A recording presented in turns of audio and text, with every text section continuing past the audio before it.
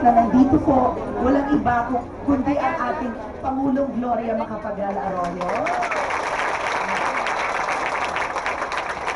Manila Mayor Lito Atienza. Isa po sa mga miyembro ng Habitat for Humanity Board of Trustees, Cora Alma de Leon.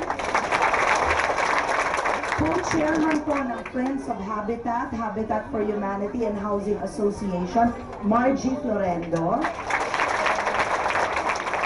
Housing Association Chairman Roger Balicoco.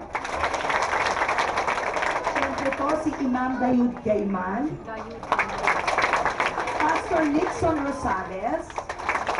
At si Barangay Chairwoman Tess Lumactur. Si Mr. Bert Hugo, Presidente ng Habitat. Napakaswerte po ninyo at ang dasal po ninyo na magkaroon ng isang tahanan ay nasagot na po. Di ba ang sarap ng pakiramdam? Di ba? Napakasarap ng pakiramdam na kayo ay nasa isang magandang tahanan na may magandang komunidad.